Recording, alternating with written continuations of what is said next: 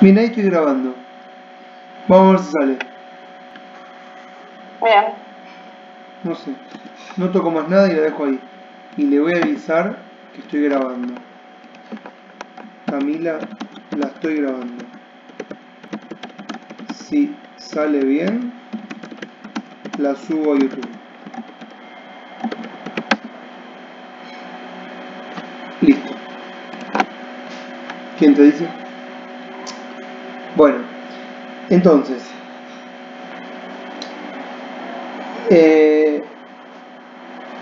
¿Está ahí nadie? No sé si se fue. Imagino que sí. Bueno. ¿Quiénes Pero son? no sé por qué la cámara se nubló. Bueno, no importa, estás ahí. ¿Estás ahí? Ah, ahí está. Bueno, Ah, mira, descubrí algo. ¿qué descubriste? ¿Viste que hay dos círculos acá arriba? No, pero sí.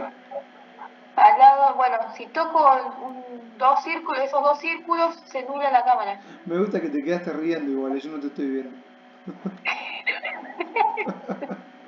No, es como que me acabo de dar cuenta de eso. Pensé que era para, empecé a tocar a ver si se podía grabar y toqué eso y resulta que es para nublar la cámara. Bueno, está anulada, quedaste con una sonrisa hermosa. Quédate así. Bueno, le decía, los elitistas son autores, filósofos, pero más que filósofos, perdón, son teóricos. Eh, Ajá. son teóricos que este, rompen de alguna manera con la tradición filosófica de los juristas del siglo XVIII, que un poco se quedaron en lo que sería el formalismo y el deber ser. Ese sería como lo más importante. ¿Qué quiere decir? Autores que más allá de su ideología y su vocación están tratando de encontrar algún marco teórico que les permita explicar las relaciones de poder. Y de ahí viene el nombre que le puso Burnham, Thomas Burnham, al texto, a uno de los textos que tienen, que se llama Los Maquiavelistas. ¿Por qué se llaman los maquiavelistas? Porque bueno, justamente hacen lo que hace Maquiavelo. ¿Qué hace Maquiavelo? Maquiavelo es, si quieren, uno de los fundadores de la ciencia política en el sentido de que le interesa estudiar cómo se da el ejercicio de poder, ¿correcto? Para nosotros sería lo que sería la realpolitik. Bueno, a ver, ¿qué hay que hacer para gobernar? ¿No? ¿Qué está pasando? ¿Cómo funciona?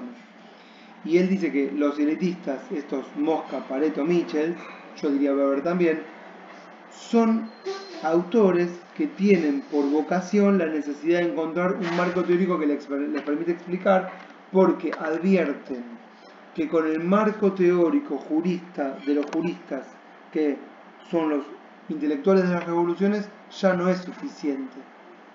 ¿Qué significa? La Constitución no explica las relaciones de poder, ¿correcto? Es una cuestión meramente formal. Y toda esta lógica del deber ser del iluminismo ya tampoco es suficiente. El iluminismo era un deber ser que tenía que ver con ayornar eh, la realidad que imaginamos a nuestro presente. Por eso el iluminismo en algún sentido es revolucionario. Pero después se queda, muchas veces los juristas se quedan en teorías prescriptivas. Por ejemplo, Locke, si quieren, no esos autores en sí, sino los que los siguen citando como si así fuese el mundo. O Montesquieu, o los federalistas, Hamilton, Jay, Madison, o los teóricos rusonianos. Son de alguna manera idealistas. ¿En qué sentido? En que explican un deber ser que no se ajusta a la realidad del ejercicio de poder. No es por esos autores en sí, porque esos autores ciertamente son realistas, ¿no? Y están intentando explicar lo que está pasando en su época. Pero los continuadores durante gran parte del siglo XIX continúan citándolos. Están los que siguen trabajando en el plano del deber ser y después tenemos toda la corriente marxista, que no es considerada científica. ¿Por qué? Porque la ciencia es una ciencia burguesa. Tal vez esto lo trabajemos con Foucault. Tal vez no, lo vamos a trabajar con Foucault. Y con los pensadores biopolíticos. Pero Max Weber es el primer autor que de alguna manera rompe con Marx. ¿En qué sentido? Bueno, lo critica. Algunos dicen que toda la obra de Weber es criticar a Marx. Yo no creo que sea así. Pero Weber hace muy buenas investigaciones en donde ¿qué es lo que empieza a analizar? El comportamiento de la política. No el comportamiento, no, ni un deber ser, ni la lucha de clases en términos de Marx, sino que intenta explicar qué hace la dirigencia política, qué hace un partido, qué hace un jefe de partido, cómo se desarrollan las elecciones, ¿sí? Cómo se conquistan los votos, en qué se transformaron esas estructuras. Entonces empiezan de alguna manera a alejar del ideal republicano. ¿Mm? Tanto Michels como Pareto como Mosca no coinciden en algunas cosas, pero son todos contemporáneos en cuanto a que son todos de la misma época, 1875. Si se dan cuenta, es un momento, ese periodo de la humanidad, en que el marxismo es muy importante, demasiado importante, tanto que avasalla a todo lo que sería la ciencia política, pero estos autores se animan a pensar diferente. Mosca lo hace desde una posición más conservadora, Pareto lo hace desde una posición más, si quieren, sociológica, aunque la sociología todavía no existía como ciencia. Michels hace lo mismo también, Michels es más casi marxista, les diría, pero tiene una vocación científica de entender qué pasa. Y analiza el comportamiento no de la democracia, pero sí de la democracia al interior de los partidos, para advertir que es toda una fantochada, que no hay democracia al interior de los partidos, que es toda una máscara, que es una pantalla, que en realidad la pantalla es la democracia, pero al interior son todas organizaciones verticales militarizadas. Ciertamente fue así, porque después de estos autores va a venir el fascismo, que ya es algo que se advertía venir mucho tiempo antes. Pero que, ¿me siguen esta idea? Pero que subsumidos en el marxismo y en la historia de la lucha de clases y la dictadura del proletariado y la Comuna de París y la Revolución del 48, no podíamos generar marcos teóricos alternativos con consenso. Sí existían estos marcos teóricos, pero no tenían el consenso. O sea, ¿de qué tildás a Mosca? De anti, de burgués lo tildarías. Porque si no eras marxista en ese periodo, o socialista sería la palabra, eras del poder, eras del parlamento, eras del sistema, y el socialismo era antisistema. El socialismo era clandestino, era de barricada, era para la revolución. Entonces, el marxismo desarrollaba teóricos al interior de su movimiento y por fuera había otros movimientos con sus teóricos. Hay más teóricos, por ejemplo, Tonis es un autor alemán que es socialista pero sociólogo y juega con esa diferenciación. Iba a nombrar más, tenía otros en la cabeza y se me escaparon. Bueno, Rosa Luxemburgo, pero es marxista. Con su amigo, que no me acuerdo cómo se llama, el que hizo la revolución con ella. Pero esos ya son años posteriores. Y el triunfo de la Unión Soviética en la revolución, digamos, de 1917, lo que hizo para la ciencia política es, digamos, no permitirle avanzar porque acentuó aún más el marxismo y no dejó proliferar otras teorías distintas. Eso pasó, por ejemplo, con Weber, que hasta durante mucho tiempo era poco leído, ¿no? Pero es un autor espectacular, digamos, en cuanto metodológicamente, en sus investigaciones. ¿Por qué no eran leídos todos estos autores? Porque el marxismo entendía que todo lo que estaba por encima de la estructura, van a entender esto que les digo, era parte de la superestructura. Y si se caían las relaciones de dominación en el mercado, el resto de la superestructura caería también. ¿Siguen esta dinámica? ¿La tienen o no? Sí. Entonces es como que no tenía sentido trabajar qué pasa en la dirigencia política. El partido tiene como objetivo final la revolución. Entonces, ¿qué sentido tiene estudiar las campañas políticas? Eso son para el establishment. El primero que va a cambiar esto dentro del marxismo, ¿saben quién es? No. Engels. Engels. Engels. En el año 1896, 6 meses antes de morir, escribe un prólogo, esto les digo que es muy importante para la historia de la ciencia política, un prólogo a un texto de Marx que se llama La lucha de clases en Francia, que hace referencia a la Revolución del 48, que fue muy importante, 1848. Y en Engels, en el 1896, al escribir ese prólogo, advierte que cambió la situación y que tal vez deberían prestar atención a lo que nosotros llamamos la política. ¿Qué significa la política? La actividad política. Participar en el Parlamento, conseguir los votos, tener más adhesiones. Es decir, Engels se da cuenta en 1896 que tal vez la pelea no está en la destrucción de las máquinas, sino que la pelea está en la política en sí. O, bueno, ya otros autores, también marxistas, pero que van a invertir todo, continuando este camino de Engels, un gran teórico es Gramsci, ¿no es cierto? Que lo deben tener a Gramsci. Que dice, acá hay que trabajar las trincheras en la superestructura. Básicamente es decir, el problema es cultural, es de sentido común, no es tanto la máquina, la dominación está en otro lado. O tenemos otros autores marxistas que son todos contemporáneos del siglo XX, como Althusser. ¿Lo conocen de nombre, Althusser? No. Así, muy importante. Que, por ejemplo, separó entre aparatos represivos de dominación o aparatos ideológicos de dominación. Y ahí hacía advertencia justamente a esto. Bueno, el trabajo de Engels de 1896 se asocia al trabajo de los elitistas que coinciden en el mismo periodo. ¿Por qué? Porque básicamente son todos autores que, más allá de las aspiraciones o las motivaciones ideológicas, están motivados sobre todo en querer entender qué pasa. Son, en algún punto, teóricos políticos, que necesitan entender y explicar qué está pasando. Y les gusta entender qué está pasando. Entonces, más allá de la motivación o el lugar de pertenencia del arco ideológico de cada uno, a todos los motiva lo mismo. ¿Me siguen?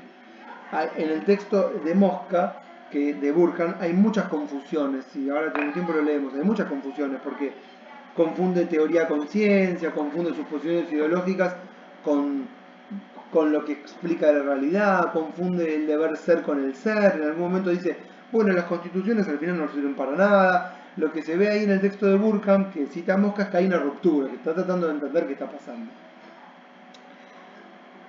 Ahora bien, lo que hace Bobbio, ya mucho más adelante en el tiempo, es otra cosa. Los elitistas fueron estos autores de principios del siglo XX que rompen, entonces vuelvo a insistir, con los juristas anteriores, porque lo que quieren es crear nuevos marcos, y de hecho lo hacen, ¿sí? Aunque no eran tan leídos. Ahora, lo que hace Bobbio junto con otros autores es, de alguna manera, amalgamar conceptos para que se ayornen a las relaciones de dominación imperantes. Es decir, la definición bobiana de democracia tiene que ver con explicar una situación de poder y no tiene nada que no se asocia a la idea de cambio. Tal vez lo dije muy rápido. Es decir, él intenta, junto con un conjunto más de autores que vamos a ver ahora, explicar que la democracia es el juego de poder entre las élites y que no sería otra cosa. Y los autores que rompen con la línea bobiana, ¿qué te dicen? Te dicen, efectivamente, está pasando eso. Hay un juego de poder entre élites, pero eso no es democracia. O como que ahí lo que estamos teniendo es un debate respecto de quién se apropia el concepto. ¿Quién va a inaugurar esta línea que después va a continuar Bobbio? Bueno, Schumpeter, que vieron que dije que lo voy a mencionar y no lo mencioné. Cuando la ciencia política, ¿vieron que en la primera clase hablamos de que la ciencia política se muda a Estados Unidos? Bueno, cuando se muda a Estados Unidos, cuando Schumpeter escribe en 1942, Democracia, Capitalismo y Sociedad, creo que así se llama el libro, asocia democracia a mercado y va a decir, y va como clausurar de alguna manera la discusión, porque va a afirmar la democracia es como el mercado. Los votantes son como los consumidores. Buscan las mejores ofertas a partir de su elección racional, en tanto que individuos racionales, ¿no? Y los políticos venden sus propuestas. Y a partir de ahí se empieza a elaborar o desarrollar una teoría que es elitista en el sentido de que entiende que la política es el juego de poder entre élites que se disputan en los cargos políticos. Y todo lo que sería pueblo queda automáticamente relegado. Hay en esta idea, por un lado, una buena explicación, pero por otro lado, una resignación. Por eso hay un título que se llama Filosofía de la Resignación. Una resignación a intentar cambiar las cosas a través de las explicaciones. Es como que yo les diga, chicas, miren, la democracia es esto. Bueno, pero acá, como acá hacemos teoría, no ciencia, lo que hacemos es discutir marcos teóricos. Y podemos decir, bueno, podríamos entender que eso no es democracia, que eso es, como dijo Dahl, poliarquía, o son oligopolios, o relaciones de poder entre sectores poderosos, qué sé yo. U otros podrían decir, no, eso es lo correcto y lo que debería pasar. ¿Me están siguiendo todo este razonamiento? Sí. Estoy como un poco contextualizando. No, y por eso la vez pasada me quejaba de Bobbio con el tema del diccionario, que decía, con el diccionario quiere como clausurar el debate y la discusión. Que es fuerte. Bueno, de esto que les estoy hablando, hablan todos los textos. Ahora, el informe que ahora vamos a avanzar, ese que se llama informe de la Comisión Trilateral del año 1975, lo que tiene interesante es que revela cuál es el interés que hay por detrás de las teorías elitistas de la democracia. Y el interés, que es decir, quiénes son los autores teóricos, a quiénes responden y qué están buscando al explicar que la democracia tiene que ser así y que no se discuta más. Y que efectivamente lo que están buscando es que no haya justamente una democratización del poder. Van a tratar de alguna manera sectores de poder, digamos, económicos poderosos, de lograr que se enseñe que lo que está ocurriendo entre las élites es lo correcto y que democracia no puede ser aspirar a que más gente participe del poder, que eso sería dañino. Y eso es lo que intentan que se enseñe en las universidades. O sea, este es el marco. Ahora, si me permiten, voy al texto. ¿Puedo? ¿Me siguieron hasta acá todo más o menos? Sí. Bueno. Vamos, si quieren, a la página. ¿Ustedes lo tienen a mano ahí para ir viéndolo? Ajá. Bueno.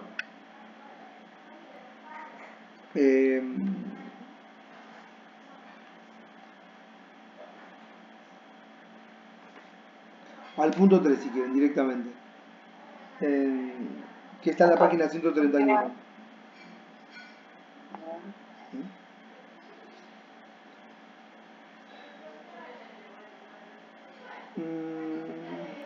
Esa democracia y la filosofía de la resignación. Sí. Bien. Esperen un chiquitín, espérenme, déjenme ver una cosa un segundo,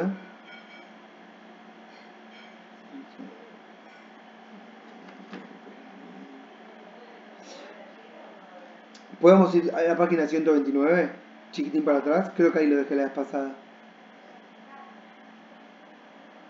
Sí. Bueno, el texto arranca diciendo,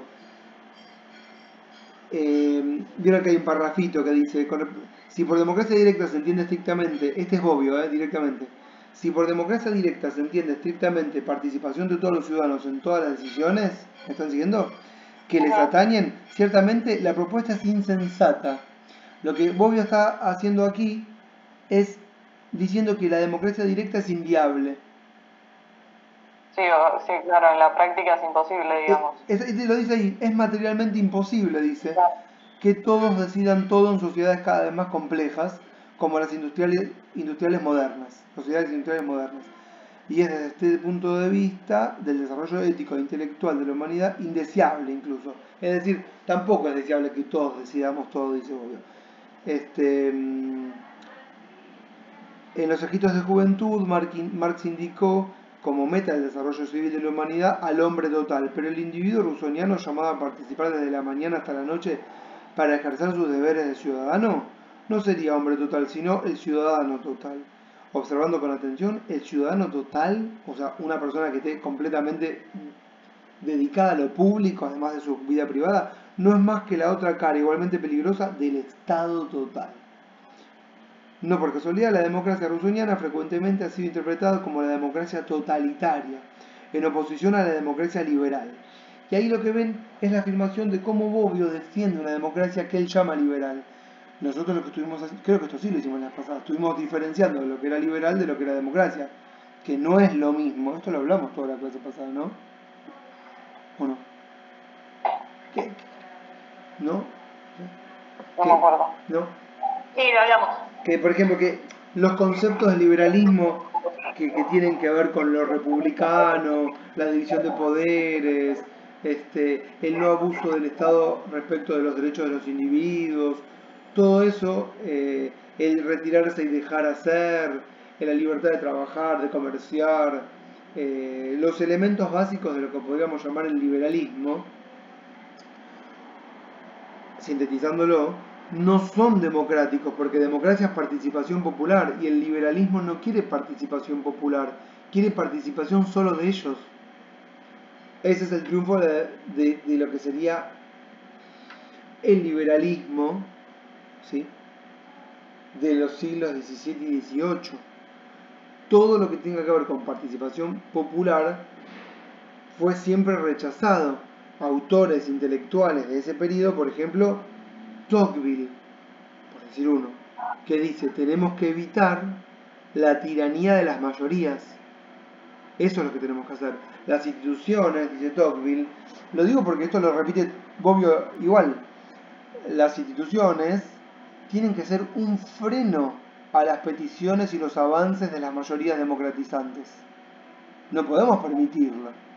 Es decir, lo que el liberalismo busca es un gobierno de lo que ellos consideran todos que es ellos mismos, que son los poderes de la burguesía triunfante de las revoluciones burguesas. ¿Correcto? ¿Siguen esto de eso que estoy diciendo? Esto que de Bobbio dice que la democracia directa es imposible, es una propuesta insensata, que es la propuesta rusoniana, esto también lo dicen Mosca, Pareto y Michels.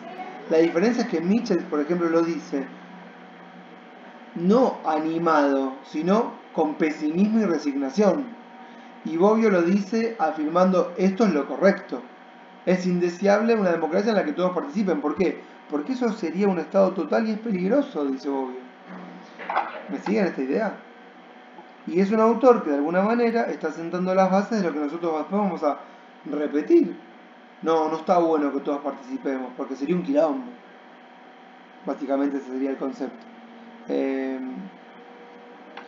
Bobbio te va a decir, bueno, en la iglesia, en la Grecia, de la polis de Atenas, podía ser viable, porque los ciudadanos eran poquitos, porque se repartían el poder, porque era una sociedad mayormente de esclavos, pero esto no es viable. Ahora, todo lo que es democracia, que es sufragio, que son derechos sociales, que es mayor participación, que es entrar al parlamento, que son derechos de los gremios, derechos de asociación, derechos de huelga, ¿sí? Todo eso el liberalismo lo detesta. Ya saben, si se podría no votar, prefieren que no se vote. Es una molestia. Y a la política la desprecian. No está bueno hacer política para el liberalismo. ¿Vieron que hay una especie de connotación negativa? Y bueno, entonces lo que va diciendo acá el autor del texto que es Gabriel Vitula, es que Bobbio retoma de alguna manera el argumento weberiano de que hay que controlar de alguna manera con líderes a los sectores populares. Weber lo decía para la burocracia. Y Bobbio en realidad lo dice respecto de las mayorías democráticas.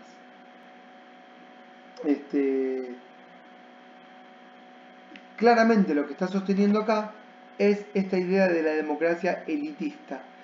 La preocupación entonces decía, de los liberales de la época de las revoluciones burguesas era evitar la tiranía de las mayorías. Ahora, ¿cuál sería la preocupación de autores como Bobbio o como por ejemplo Huntington, que ahora vamos a leer, o Schumpeter? Bueno, la preocupación en realidad es lo que ellos van a llamar la ingobernabilidad. Uy, se fue. Sí, ya va a aparecer de vuelta.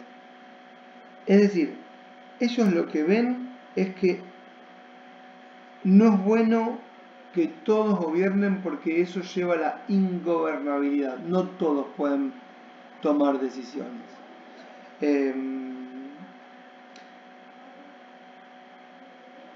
Bobbio dice, los gobiernos democráticos... Uy, para que no sé si es... Me llegó WhatsApp, que no sé si es de... Es Steffi que se quedó sin batería. Ah, Ahí suma de nuevo. dale, dale. ¿Y cómo hace? Tiene que enchufarlo. Capaz que se conecta por el cel.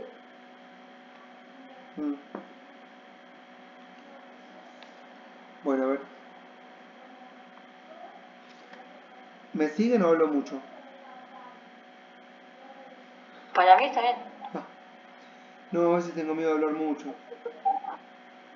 Igual me la paso hablando. Aparte, di clases ayer, doy hoy, doy mañana y doy pasado. ¿Das clases también de... Ahí, ¿qué dijiste? ¿Del posgrado? Sí, el posgrado. Eso el viernes. El viernes tengo dos. De posgrado, que se llama Análisis Político y Social de la Legislación. Porque son dos Suena abogados. interesante. ¿Eh? ¿Eh? ¿Qué decías? Que suena interesante. No, es interesante porque tiene que ver con la formación de los consensos para la legislación, que no es específicamente leyes del Congreso, porque los consensos en realidad es para cualquier tipo de política pública, que tiene que tener sus consensos. Entonces, como son dos abogados, justamente que vienen con esta formación jurídica formal, en donde las cosas se explican a partir del deber ser. Es decir, ¿por qué no pasó esto? No, porque no se puede. No, sí se puede. Ellos asocian todo al derecho. No se puede porque por derecho está prohibido. No llegaron a un consenso, no pudieron negociar bien, la política no se explica con el derecho, no entienden nada. Entonces, en realidad, es como ir al psicoanalista para los alumnos. Porque es como que hay que romperle la cabeza para que entiendan que el derecho no les va a explicar lo que pasa. Y entonces por eso es análisis político y social de la legislación. Y el trabajo es... Los abogados no saben de soluciones. Claro, aparte van al choque con el deber Ese es un ser. consenso. Claro, exactamente. No entienden que tienen que sentarse en una mesa a negociar. Le falta la cuota de peronismo en el sentido, bueno, hay que gobernar la situación. Sentate, juntalos y fíjate cómo resolvemos esto y vamos para adelante. Eso. Ya estoy. Ahí Vamos. volviste. Ahí volví. Entonces, decía, lo que le preocupaba, retomo desde que te fuiste, Steffi, lo que le preocupaba a los teóricos liberales en la época de las revoluciones, decía, es la avanzada democrática de las mayorías. Si ustedes quieren, pónganlo en nombre de socialismo o comunismo, lo mismo da. Son las mayorías populares que después fueron cooptadas por el Estado o por élites, y ahí se explica de otra forma, el fascismo, lo que quieran, el nacionalismo fuerte, bueno, las burocracias. Pero ¿qué le preocupa a los cientistas políticos o a los teóricos del establishment en 1950 en adelante? Bueno, ellos la problemática la llaman la gobernabilidad. Si todos decidimos, no hay gobernabilidad, ¿correcto? En ese sentido, son elitistas, pero no ingenuos. Son elitistas a partir de una convicción, si quieren, rentada, de que tenemos que justificar esto. No es bueno que todos participen, no es bueno que haya mucha democracia. Eh,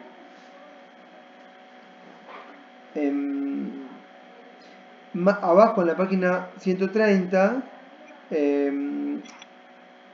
dice, tiranía de la mayoría, que eso tiene que ver con los filósofos viejos, e ingobernabilidad, que es un concepto nuevo, son dos etiquetas entonces con que se busca conjurar, escuchen, conjurar y neutralizar la fuerza política de las clases subalternas. ¿Siguen esto que estoy diciendo? Claramente que está, el autor del texto que les estoy dando tiene una clara posición ideológica, que se tomen nota de esto, ¿no?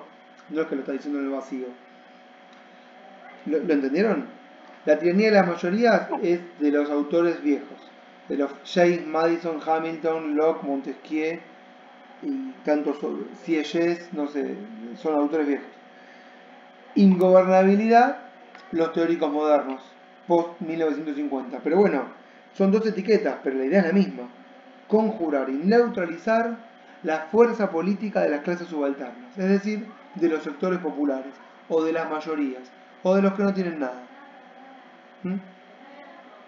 Y entonces dice el autor que entonces claramente esta es una clara expresión de carácter elitista, y fíjense cómo sigue, antidemocrático y conservador, estoy en la página siguiente, que orienta la prédica de las corrientes hegemónicas en la ciencia política contemporánea. Es decir, si nosotros leemos, insisto con Bobbio porque es el que hizo el diccionario, ¿no?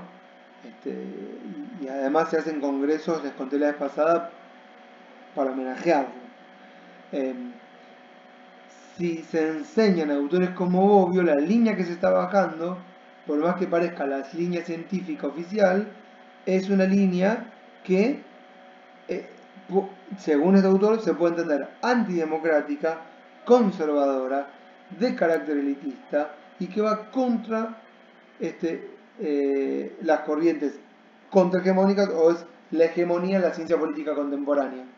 ¿Siguieron este razonamiento? En el año 1975, y ahí me paso al informe, yo no sé, vamos a ubicarnos en la época, 1969. 2 siglos intensos de actividad política, participación popular, prosperidad, crecimiento en los países del primer mundo, ¿sí?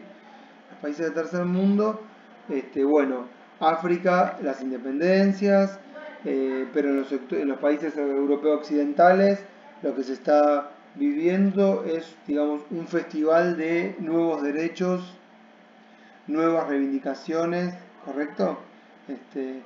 Un florecimiento de la política, de la actividad cívica, de la liberalización, del consumo, de las drogas, de la capacidad de hacer. Estamos saliendo de la guerra. Los países coloniales quieren independizarse y ser independientes. Los países de la cortina de que llamamos detrás de la cortina de hierro están peleando por mayor democracia. Hacia los 70 el mundo es un polvorín. En este contexto, que después lo vamos a retomar de vuelta con Foucault, le piden a 3 autores que se llaman Crozier, Huntington y Watanuki, los acabo de sacar de la página 130, que elaboren un diagnóstico de situación, ¿sí?, sobre cómo enfrentar la gobernabilidad ante lo que es un festival de participación popular, que ellos empiezan a advertir como algo negativo. ¿Ellos quién? Y ahí se los pongo con nombre y apellido. La Fundación Rockefeller, que controla, por ejemplo, el Chase Manhattan Bank, y así las organizaciones económicas más poderosas que controlan el mundo. Le puse una como por decir una. Si quieren acá hablan este informe. Entonces, que lo tienen, ¿no? A mano. O se los vuelvo a pasar el link. Sí, ese, exactamente. Lo que dice acá el autor es que de alguna manera el liberalismo tiene, esto lo dice al principio antes de arrancar con el trabajo, a la democracia secuestrada. Repito, el ¿Cuál es liberalismo... el informe? Perdón. El informe, a ver, Sí. mira, vos estás en una compu, Sí, estoy... escucha, ¿viste entras al link del WordPress? ¿Lo tenés? Sí, estoy ahí. Bueno, yo no. Pero no veo informe. Yo no la estoy mirando, pero espera. Si quieren lo abro acá, ¿quieren que lo abra en la pantalla si lo están viendo? Si quieren les comparto mi pantalla y ya. Oh, para. ¿Viste el informe de la Comisión Trilateral? Ese. No. Ah, a ver. Miren, se los comparto mi pantalla, ¿quieren? La voy a Ahí compartir. está, listo. Genial, ya lo vi. ¿Ya está? Bueno, Sí, perfecto. bueno. No, en la página 6 lo primero que hace en las primeras dos páginas, Vitulo es muy bueno porque es una crítica a las organizaciones, esto lo hace para un congreso de ciencia política en Rosario, ¿no? Y lo primero que hace es criticar a toda la organización del evento. Critico a todos, a las autoridades, critico a los que, a los paneles, critico las mesas redondas, critico todo lo que pudo, se sacó bien las ganas y dijo todo esto es una fantochada y ahí se despachó con lo que quería decir. Me encantan estos textos, son combativos. Bueno, y lo primero que dice, una vez que arranca con el tema, es el texto se llamó La crisis de la democracia, el texto del año 1975.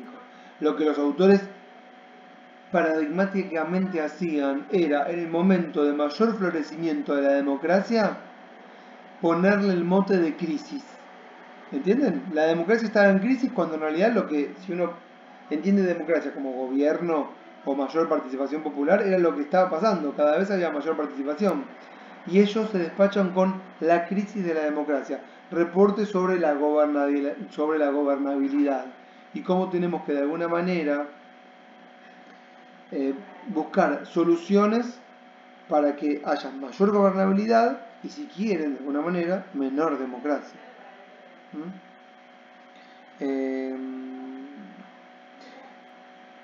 Página 3, página 3, tercer párrafo. En un momento dice, este informe, por el informe, constituye uno de los textos más representativos de la lucha librada por los grandes capitalistas y sus portavoces liberales contra cualquier posibilidad de expansión y afirmación de una democracia que pueda ser vista seriamente como sinónimo de un tipo de transformación social, cuyos horizontes sean el autogobierno popular y la emancipación humana. Es decir, el informe es una avanzada de los sectores de poder para que no avance la democracia. ¿Se entendió? Claro, porque él habla como si fuera... Él habla de complicidad. Claro, entre los sectores de poder y los teóricos, que después leemos. Yo tuve que leer a Huntington. Claro. Lo tuve que leer como, bueno, nada. En la UBA se estudian todos como teóricos de manera crítica, pero en la UCEMA, por decir, no sé cómo se da en la USAL, pero en la UCEMA seguro, se ve como verdad revelada. Y en la Universidad Católica también. Y en la Universidad Austral también. Yo en la UBA no, todo es un despiole, cada uno da lo que quiere. Bueno, nos permite pensar, ¿no? Bueno, lo primero que dice es que en 1954 Rockefeller crea un espacio en donde junta a todos los magnates del mundo. Muy bueno, la verdad que es un genio total. Que el espacio se llama Bilderberg. Un espacio, y ahí ese era el lugar de reunión, que era como una especie de secta en donde se juntaban todos los poderosos del mundo, así como se juntaban las casas de las dinastías reales, los Borbones, los Normandos, bueno, se juntan los magnates. se juntan para promocionar el libre mercado, la defensa de la propiedad privada y la construcción de una responsabilidad compartida en el liderazgo mundial. Algo así como, che, preocupémonos por la gobernabilidad porque si no se nos va a venir todo en banda, ¿no? O sea, no podemos ser una clase dominante, diría Rockefeller, también tenemos que ser una clase dirigente. No dirigente por bondad, dirigente para preservarnos en el poder en la defensa de nuestra economía. Es como una especie de burguesía mundial para plantear la expansión capitalista y la dominación mundial. Así que es medio bastante conspirativo, pero bueno, evidentemente lo hicieron, ¿no? La idea era neutralizar ¿qué cosa? Los lugares o las usinas de pensamiento alternativos. Y en ese contexto se forma lo que le da el nombre al grupo que se llama la trilateral. ¿Por qué? Porque se forma una comisión que discute en Washington, en París y en Tokio. Y por eso es la comisión trilateral, por estas tres ciudades.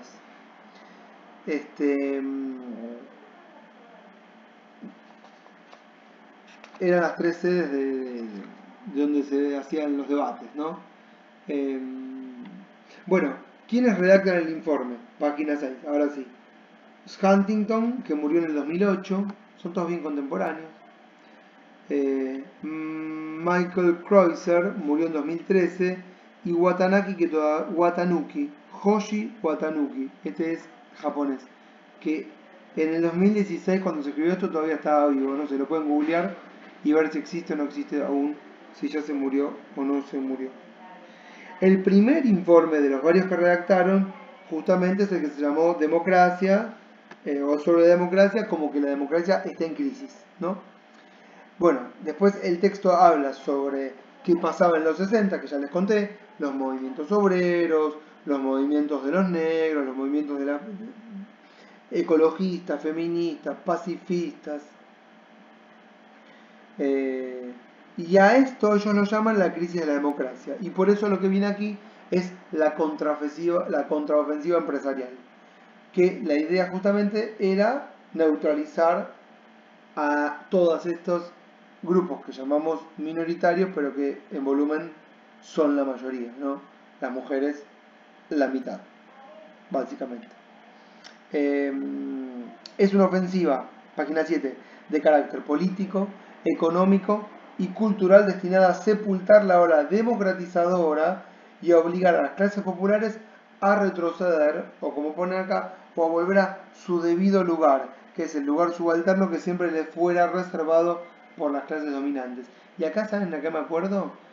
¿Vieron cuando Rosendo Fraga, creo que fue, que dijo, ¿qué se creían? Que con sueldos medios podían comprarse celulares y viajar a Miami. Y pone de alguna manera a la clase popular en su lugar, que es, bueno, la de ser sirvientes del poder de alguna manera. Pero lo que destaca acá el autor, que es mucho más interesante incluso que el informe de la Comisión Trilateral, es un memorando confidencial, no sé de dónde Corno lo sacó, de un tal Lewis Powell, que fue miembro de la Corte Suprema de Estados Unidos entre el 72 y el 87, no cualquiera va a la Corte de Estados Unidos, y es un informe en donde habla mucho más despiadadamente. O sea, vieron cuando alguien lo escribe no para que lo lea, no sé, en una universidad, sino para que lo lean solamente los sectores del poder, en donde habla del ataque al sistema americano de la libre empresa. Y ahí el tipo lo que dice es, bueno, bastante virulento, ¿no? Es lo que está pasando es que en los campus universitarios, dice, en los púlpitos, en los medios, en las revistas intelectuales, en las artes y en las ciencias, y también por parte de los políticos, está habiendo toda una movida democrática que nosotros tenemos que detener. No podemos permitir que desde las universidades se avance con este discurso democrático, porque si no lo detenemos, no los para nadie. Entonces tenemos que generar desde las mismas universidades una bibliografía que sea la bibliografía del consenso hegemónico, si quieren el consenso de Washington, o los Chicago Boys, o cosas de ese estilo, o la economía monetarista, o el mercado como lo natural y lo que hay que defender, y todos estos valores liberales, ¿no? Por ejemplo, una de las cosas que hace Powell como un miembro de la Corte Suprema es defender el financiamiento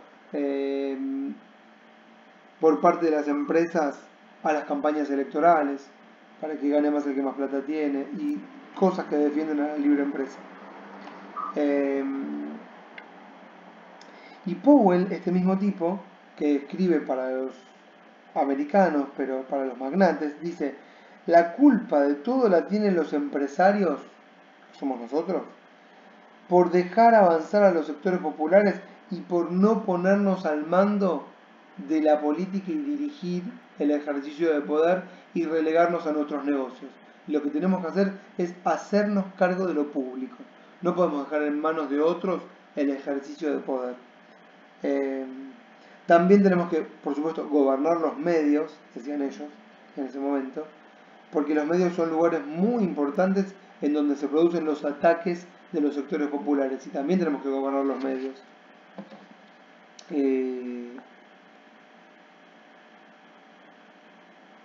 Bueno, claramente entonces el informe lo que van a decir es el laburo está en las universidades. Ahí es donde nosotros tenemos que poner el foco. Hay que apelar a, yo les diría, con una técnica gramsciana, trabajar en la superestructura, ¿sí?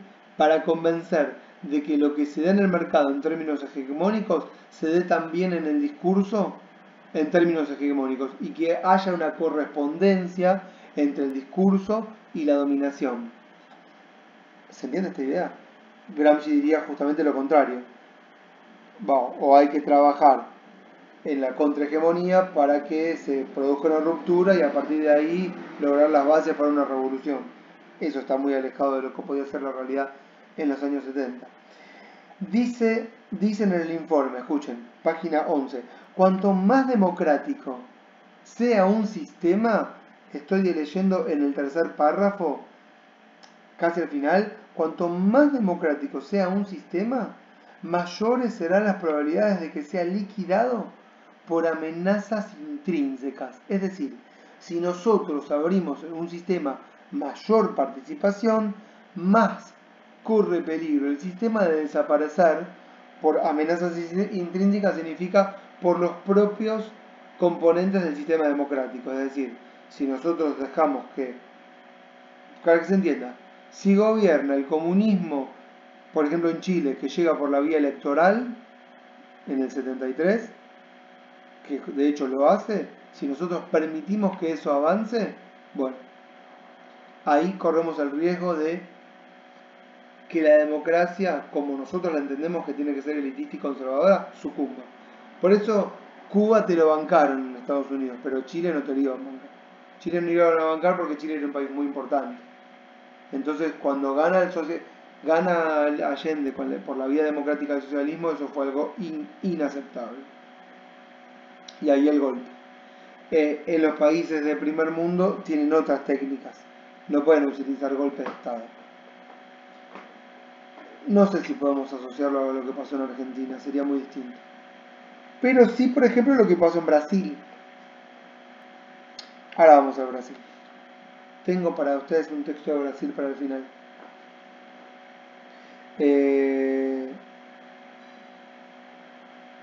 Bueno, ¿a qué aspira entonces estos sectores de poder? A una democracia que yo les podría decir vacía. Lo que tiene que ser la democracia es una especie de fachada, vacía de contenido popular. La democracia no es un sistema que permita, escuchen lo que voy a decir ahora, no tiene que ser ni es un sistema que permita o promulgue terminar con la desigualdad social. No.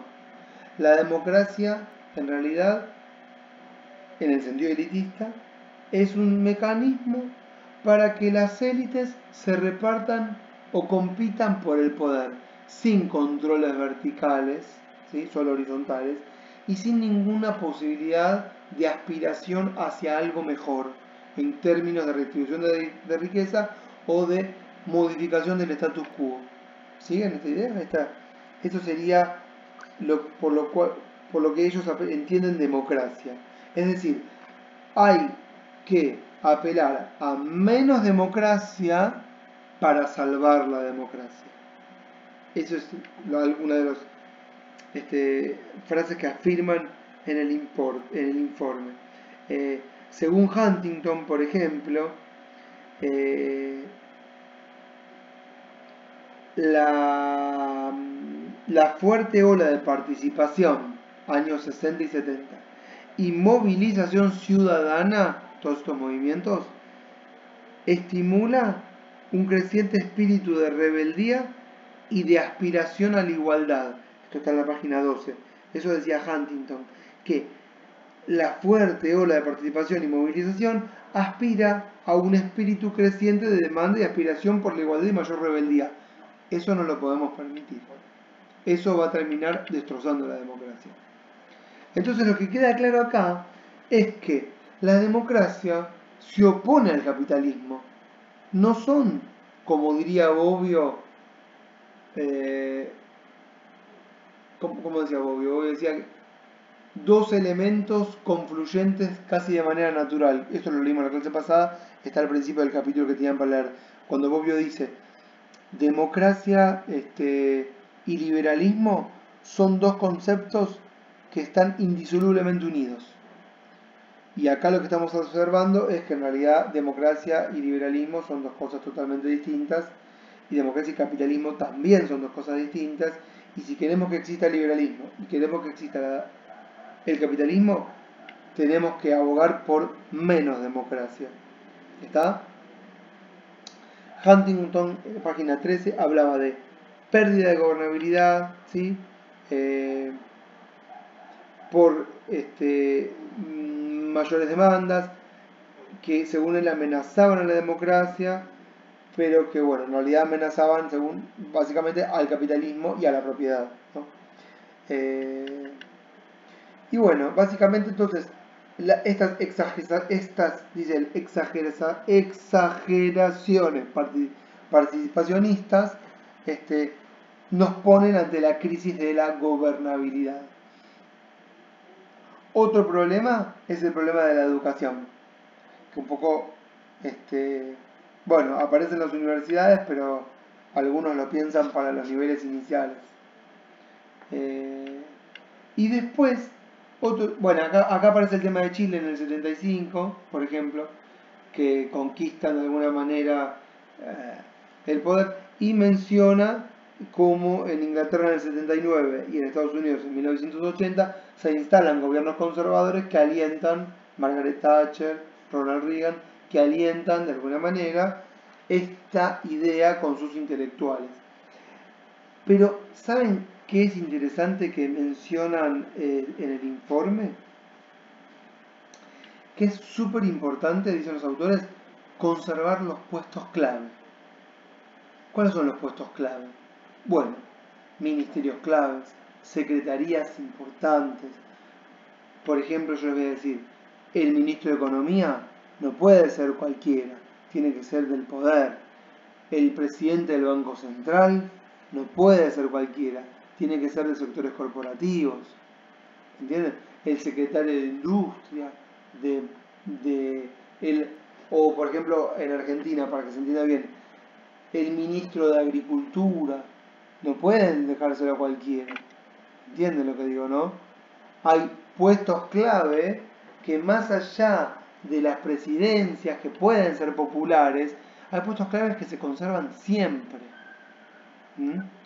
Porque si perdés esos puestos, perdés la manija del poder.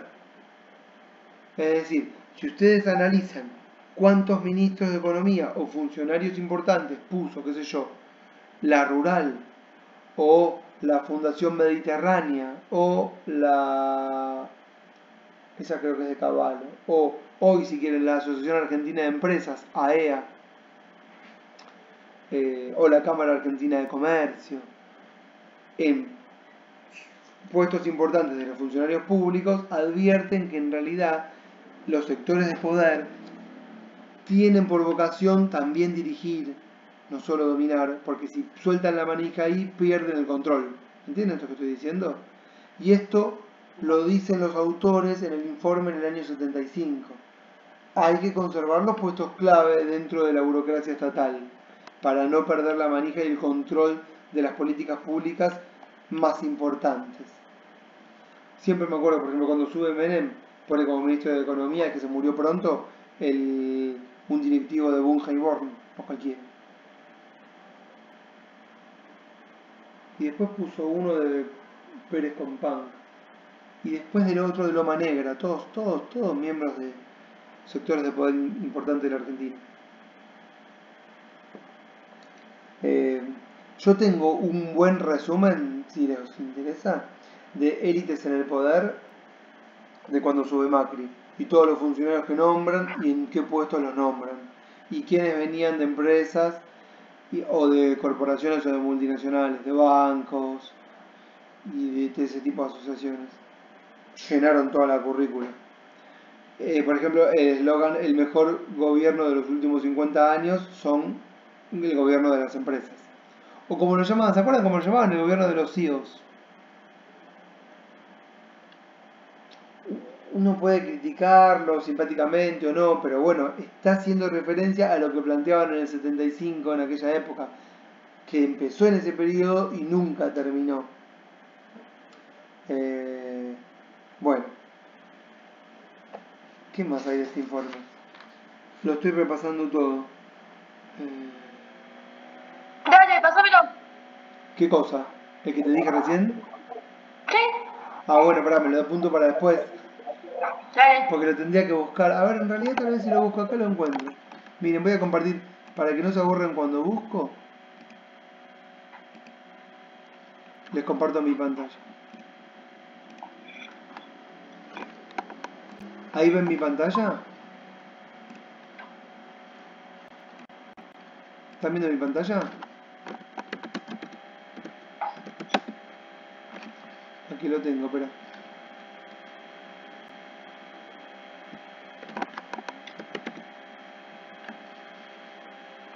Tantas veces. Acá. Corporaciones al poder y el caso de la UIF. Ah, ese de la UIF es muy bueno. Este es el texto. Te comparto el link, ¿está bien? Es este, mira. Ese de la UIF es muy bueno. Ah, mira, está sacado de Mundo Pro de Gabriel Momaro. Gabriel Momaro es un muy buen investigador. Bueno, les comparto el link. Ay, lo perdí. Acá está. Copiar dirección de enlace. ¿Están viendo lo que estoy haciendo?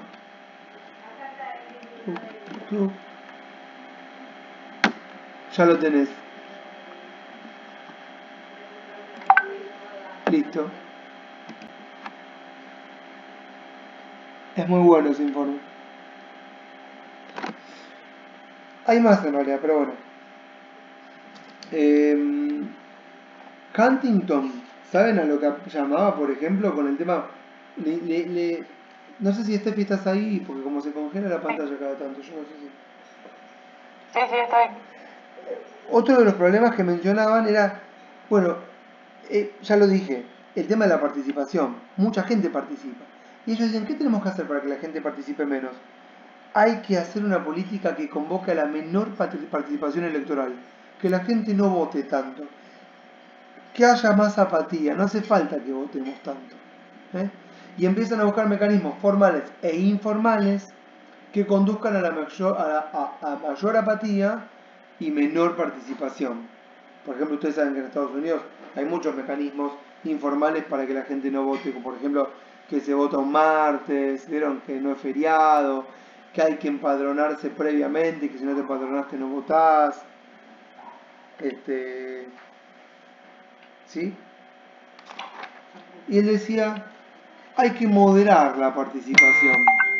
Miren, lo voy a leer ahora en la página 16, ¿sí? Del informe.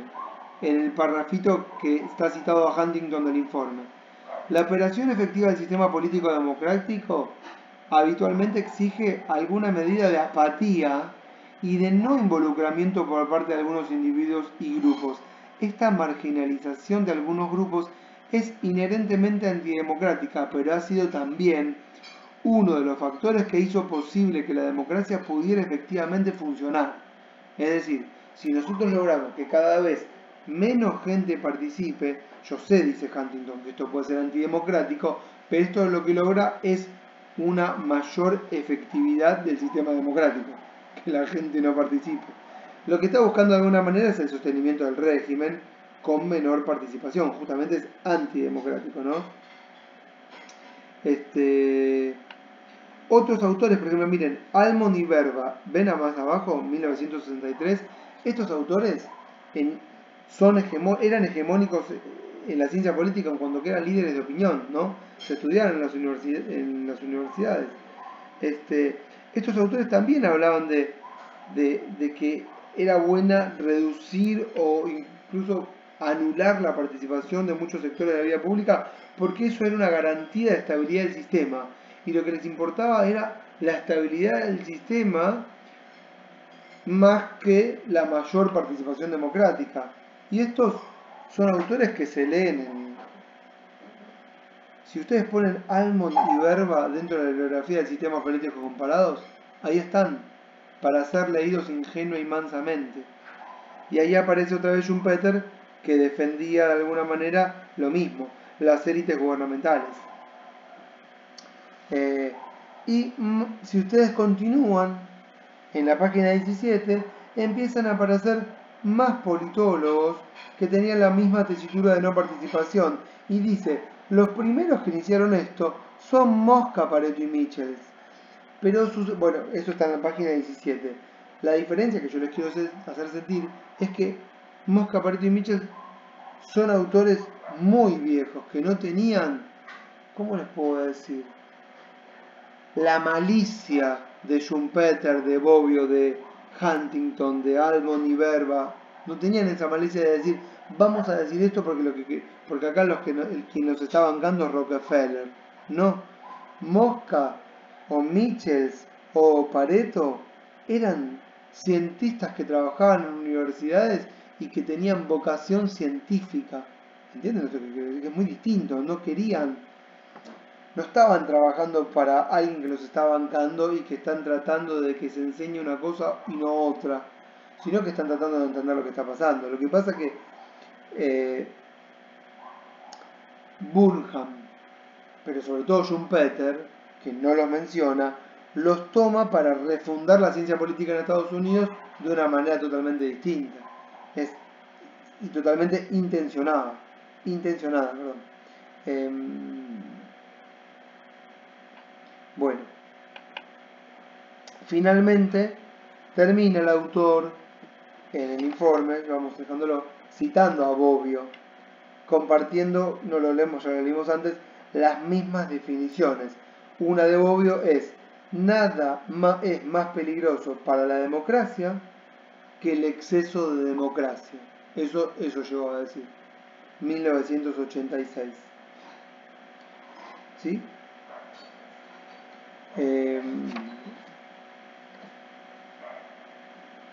Bueno, el autor del informe va jugando entre los filósofos del siglo XVIII y los teóricos actuales. Yo insisto, no es la misma la vocación, la de unos anteriores respecto de los actuales, ¿no? Que tienen vigencia y que lo hacen con malicia o con una vocación de gobernabilidad. Bueno, después ya lo dejo ahora, pero va siguiendo con los autores europeos, Crozier y el otro, el japonés, que van teniendo expresiones. Sí. Perdón que interrumpa. No, si por mí, interrúmpanme más, yo me la paso hablando, pero si me quieren, háblenme. Cuando Bobbio habla de exceso de democracia, ¿está hablando de democracia en cuanto a elecciones o de democracia a democracia directa? las dos cosas, justamente las dos cosas. Primero, hace una defensa de la democracia que él va a llamar representativa y que nosotros podríamos pensar elitista, ¿sí? Diciendo, es imposible, al mejor estilo Michels, que lo dice, es imposible que todos gobernemos y no es bueno para el sistema. Pero por otro lado, dice, mientras mayor participación, menor es la posibilidad de estabilidad del sistema. ¿Por qué? Porque tenés mucha participación, poca gobernabilidad. ¿Entienden? Lo dicen los dos sentidos. Si se vota menos, o si hay menos representantes, o hay menos lugares de representación, o hay menos instancias de representación, o menos instancias de decisión. No se puede estar decidiendo todo por todos lados, dice Bobbio. Eso lleva a la ingobernabilidad. Bobbio es un defensor del sistema y su funcionamiento. Es sano para el sistema que la gente no participe. No está tratando de la teoría de modificar las condiciones de dominación, de reproducción de la desigualdad o la condición en la que algunos viven, ¿se entiende? A mí me pasó, por ejemplo, con Pasquino, yo lo vi a Pasquino en un congreso, Pasquino, igual lo uso un montón, yo sus manuales para sistemas políticos comparados, pero me tocó ir a verlo y lo vi. Y me acuerdo que una chica le preguntó, una situación puntual de una provincia, estábamos en el Congreso de Ciencia Política, y Pasquino venía a hablar como si fuese que hablaba, venía a hablar desde Marte. No, que los sistemas funcionan equilibrados y que Bobbio esto y que Sartori lo otro. A Sartori no lo mencioné en ningún momento porque me cae mejor Sartori. Yo tengo mis dudas respecto de que Sartori lo veo más científico y menos entregado, digamos, al poder, ¿no? Bueno. Y en un momento le preguntan a Bobbio, perdón, a Pasquino, que defiende a Bobbio, pero Pasquino, acá lo que tenemos es otra problemática. Y una mina le salió con la problemática del gobernador, que se instale, y que los sectores populares. Y Pasquino le dijo, bueno, pero es bueno que en el sistema funcione el poder judicial independiente, ¿no? Y que ese poder judicial tenga las atribuciones para encauzar una vida civilizada. Y es como que se desentendió de toda la problemática y de que tal vez el Poder Judicial también son instancias de poder que tienen que estar gobernadas por los sectores de poder, ¿no? Y Pasquino hablaba con una total, en francés sería naivete, que sería ¿cómo se dice? Naivmente. Así como alegremente, ¿vieron? Pero casi sin comprometerse respecto de la problemática real de las relaciones de poder. ¿Sí? No funciona así. ¿Nosotros qué estamos buscando? ¿Que nos hables de la estabilidad y el equilibrio del sistema? ¿O de comprender cómo se toman las decisiones en las relaciones de dominación?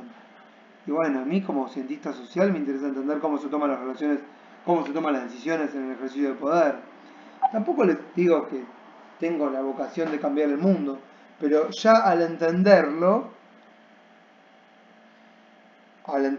científicamente o honestamente intelectual o intelectualmente honesto, entenderlo, ya te das cuenta que hay posiciones dominantes y gente que prefiere que se diga una cosa y no otra, y que hay ciertos libros que se leen y ciertos libros que no se leen. Lo ves en los manuales de estudio, lo ves en los autores que se trabajan en la facultad y los autores que no se trabajan. ¿Me siguen lo que estoy diciendo? Hay como que me fui con una sensación de Pasquino totalmente desencantada. Viste, cuando sos estudiante, venís con una motivación y después te desencantás. Bueno, todo esto fue el informe. El informe fue muy influyente, y los informes, porque después estos informes nutrieron a los sectores de poder que lograron conquistar los puestos importantes. Por eso el autor en un momento dice, este informe que es del año 75, pero fíjense que las mayores potencias mundiales en el 79 y en el 80 llegan al poder aquellos que sostenían a estos intelectuales. Entonces van a poner en práctica esto que estos intelectuales decían. Y ciertamente así fue. No es el consenso de Washington un consenso de casualidad, ¿no? Es como, yo el consenso de Washington, ¿cómo lo asociaría? Bueno, es como la paz del Pacto de Viena de 1815, donde se restablece la monarquía absoluta, es más o menos lo mismo. Además, el consenso de Washington viene después de la caída de la URSS.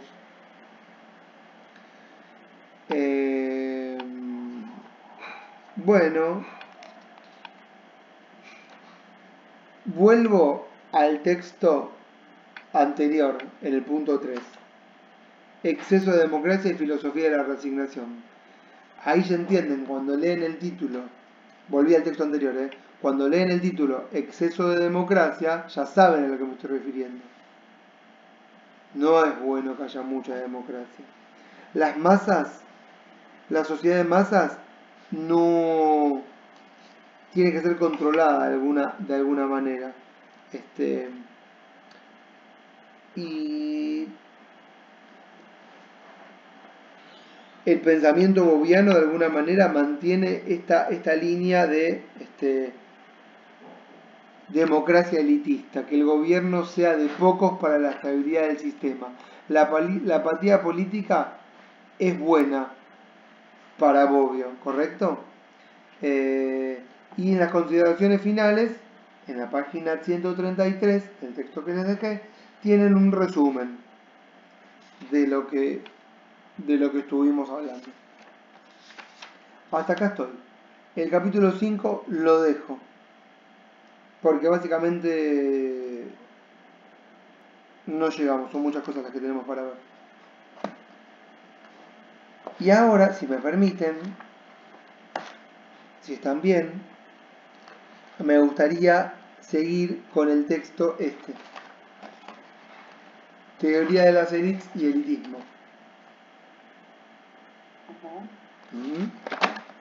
Este que les dejé es un resumencito muy sucinto, muy compacto, de los tres autores.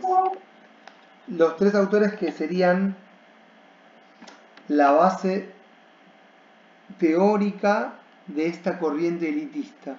Se entendió como los catalogué, es decir, como yo me hago cargo, cómo les puse una connotación negativa a Schumpeter y a Bobbio, pero no a estos, porque siento que eran intelectualmente honestos. Por intelectualmente honestos, ¿saben a qué me refiero? A que cuando hablas, haces teoría política o lo que digas, o tomes una posición, digas también desde dónde hablas y qué intereses defendés. A eso me refiero con intelectualmente honesto. Porque uno puede defender cualquier posición, pero lo importante es que lo diga desde ese lugar y no desde la verdad científica. Esto que tal vez lo dije muy rápido, lo vamos a trabajar con Foucault. Bueno, estoy en este informe, El del primero que trabaja es el primero que acuñó el término, que es Gaetano Mosca, que es quien habló por primera vez, yo no sé si es el primero, porque Weber ya lo hizo, de la doctrina de la clase política, que es el primer concepto que elabora Mosca y por eso ahí lo tenemos que tener como referente. El tipo habla por primera vez de una clase política, ¿sí?, que es distinta a lo que nosotros entendemos por la clase o los sectores económicos. Y el tipo lo dice en un momento en el que el marxismo era dominante y no se hablaba de la clase política o la clase dirigencial, ¿sí? Y Mosca por primera vez habla de que hay una clase política y que también hay una clase que son los gobernados.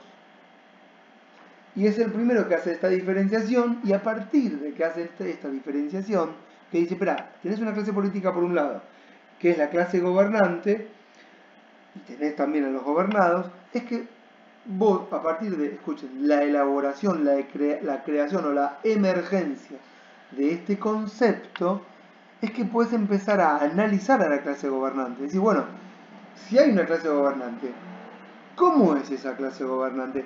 ¿Qué características tiene? ¿Sí? ¿Quiénes son? ¿De dónde surgen? ¿cómo se comportan? ¿Cómo deberían comportarse? ¿Cómo se están comportando según lo que yo vengo apreciando? Entonces, la creación del concepto es lo que le permite a Mosca y a todos los demás poder avanzar en un desarrollo del marco teórico. Esa sería específicamente la afirmación. Al crear el concepto podemos desarrollarlo. Lo que tienen, por ejemplo, mucho más extendido en el texto de Burnham es la descripción que Mosca hace de la clase gobernante.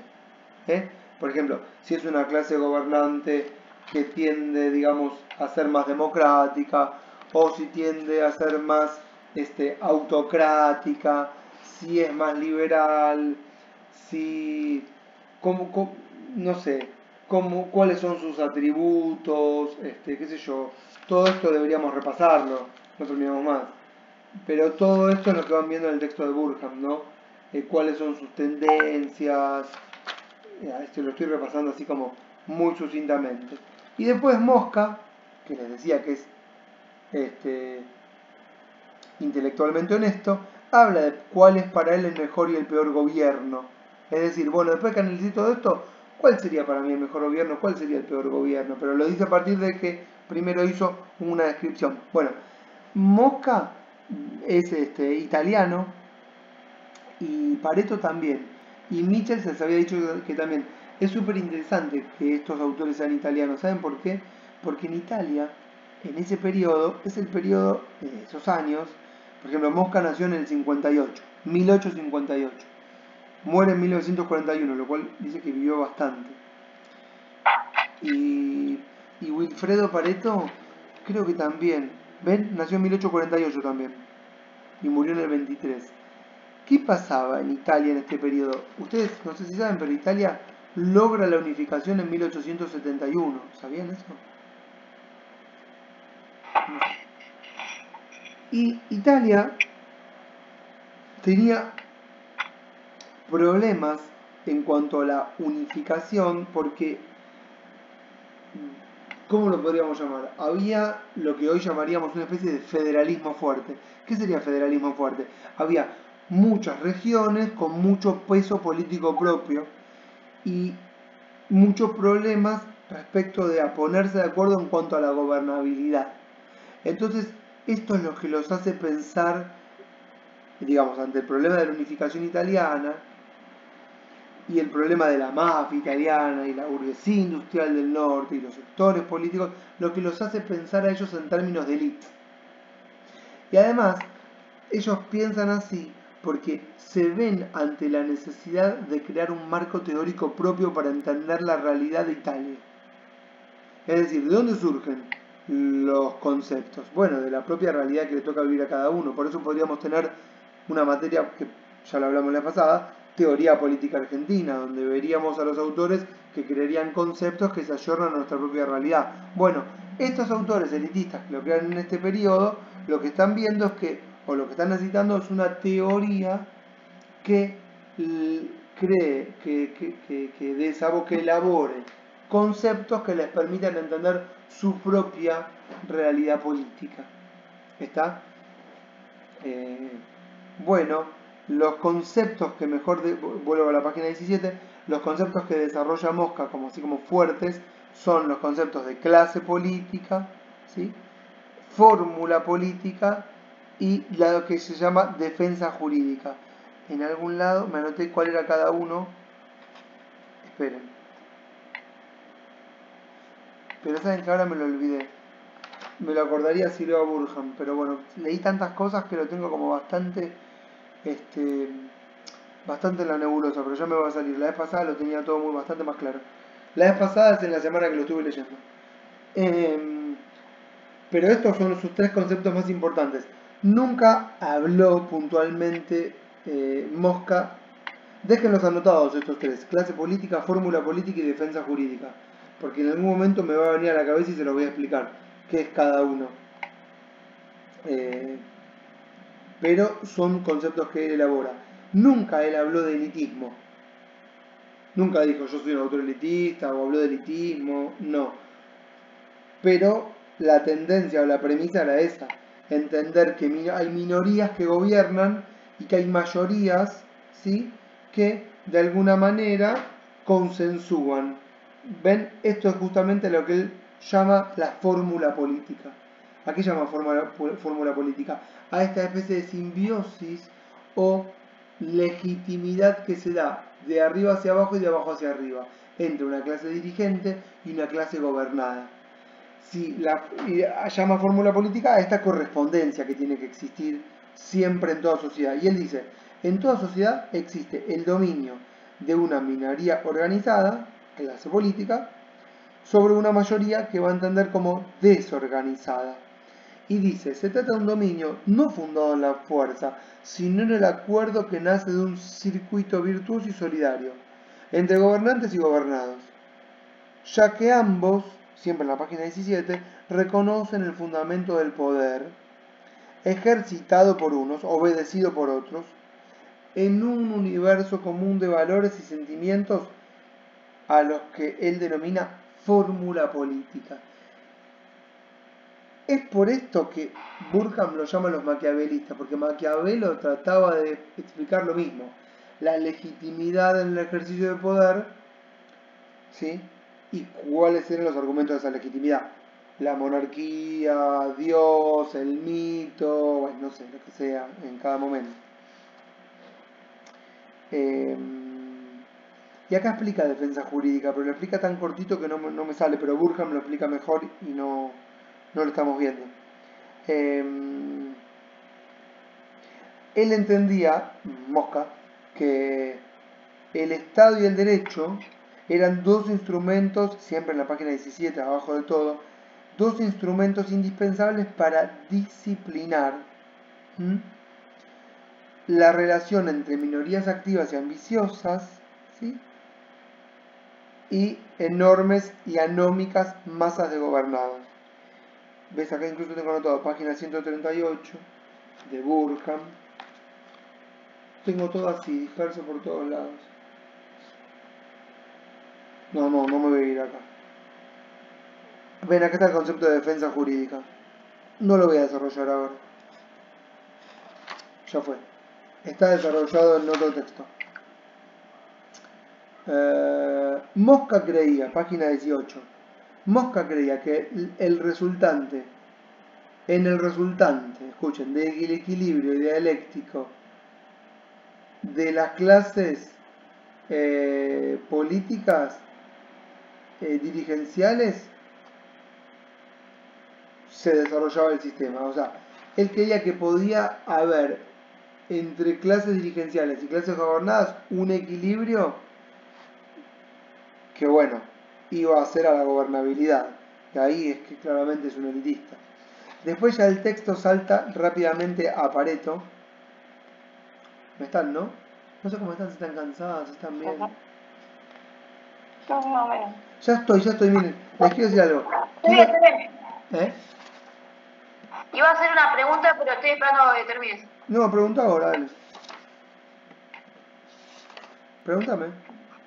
Porque acá hay una parte en la que dice sobre las... Espera que la pasaste, está en la página 17. Dale. Las minorías activas y ambiciosas, y lo estoy cruzando un poquito con lo que vimos recién sobre el exceso de participación, y se me viene un poquito a la cabeza con lo que es la participación directa, con la participación en la democracia directa, ¿no? ¿Qué ocurre cuando las minorías activas no siempre son de las élites y son las que están quebrando el eje de poder? Bueno, ¿qué ocurre? Si las minorías activas intensas... Uy, se fue. Mirá, se lo estaba explicando y desapareció. ¿Viste, Steffi? Igual con estas reflexiones vamos a... espero que entre. Con estas reflexiones nos vamos a ir. Steffi, necesito que leas. Si lees, va a ser más participativa la clase. Sí. Te pongo como objetivo, hasta que Ajá. vuelva Nadia, que por lo menos leas Ajá. este y el artículo, Ok. este que se llama Democracia elitista. Es Ok. cortito, es Democracia cortito, es elitista cortito. y Sí. el Si yo te digo, Ok, bueno, prometo leer. por lo menos, yo igual te digo la verdad, es mucho más fácil Ajá. leer a Burkham, que es mucho más largo, que leer este textito de democracia elitista. Ajá. Es mucho más fácil leer a Burkham, más largo. Si yo le tengo que decir, debería leer a Burkham y no este, pero no importa. A este le podemos sacar el jugo. Es difícil, pero es riquísimo. Bueno, Bien, Nadia, perfecto. vos me decís, ¿qué pasa? Bueno, pasa que Mosca dice, siempre va a haber clase dirigente y clase gobernante. Ahora, él cuando dice cuál es el mejor y peor gobierno, él aspira a que la clase gobernante sea más de tono liberal, si querés, ¿no? Liberal, burguesa, de la libre empresa, qué sé yo. Ahora, todos los autores, estos sobre todo los primeros, los que forman el marco teórico, los que construyen el edificio, te van a decir, siempre va a haber gobernados y gobernantes. Ahora, si la tendencia es la dictadura del proletariado, o la tendencia es el nazifascista, ¿no? ¿No? O es una burguesía, am, como yo, al estilo, te voy a decir, despotismo ilustrado. Bueno, lo mismo da, siempre va a haber una minoría que gobierna y una mayoría que obedece. Y en realidad lo que están haciendo ellos, lo que quieren hacer es decir, no existe la democracia. Eso es una fantochada. Michel lo dice con mucho pesar, porque le gustaría que existiera, ¿entendés? Pero como son científicos y tienen honestidad intelectual, te lo dicen. No existe. Bobbio te dice lo mismo, pero te lo dice con malicia, porque en realidad, Bobbio, no podemos plantear en el siglo XXI algún mecanismo, bueno, ya murió igual, intermedio de participación que tal vez de alguna manera modifique las relaciones de dominación y tienda a una mayor igualdad. Ahora, estos autores no pensaban en esos términos, piensen que cuando estos tipos hablan existía la esclavitud y para algunos era lo natural. Entonces no estaban pensando en el ascenso social algunos, como que es lo correcto en el mundo. Pero lo que ellos te están diciendo es, no existe esta teoría de la división de poderes, esto del tema del equilibrio. Mira, todo bien con el Es más, ni siquiera estaba desarrollado el sufragio en el año 1900. Los sectores populares no votaban. Había ciudadanos de primera y ciudadanos de segunda, o activos y pasivos, era otra época. Lo que ellos te dicen es, siempre va a haber clase dirigente y clase gobernada. Y ese es el concepto que ellos elaboran, que cuando vos decís, me hace ruido, porque claro, porque en un momento dicen, utilizan los mismos conceptos que utilizaron los elitistas posteriores del siglo XX, ¿no? Los de post-1950. Claro, porque los citan. Está bien que te haga ruido, porque justamente son los que crearon el edificio. Es correcto. De hecho, nos sirven para pensar estos autores. Miren, bueno, ya para ir terminando, yo le decía a Steffi que se pone las pilas, termina de leer este y lee el que sigue, que es súper complejo, que se llama Democracia Elitista, el que le seguía. Es súper complejo porque, ¿saben por qué? Porque son párrafos muy cortos en donde citan autores. La autora, no sé, acá dice Rodrigo Ruiz, pero ella se llama, creo, Alejandra Castillo. Yo les digo esto para que cuando lo lean lo entiendan. Para mí, la autora tiene una tendencia más socialista o socialdemócrata. Está en contra de Bobbio, pero al mismo tiempo está en contra del pensamiento biopolítico. Es casi como una especie de comunista clásica. Me pareció, lo tengo que buscar. pero son párrafos muy cortos en donde cita conceptos de algunos y los deslegitima. Cita un concepto, lo deslegitima y después dice con qué está de acuerdo.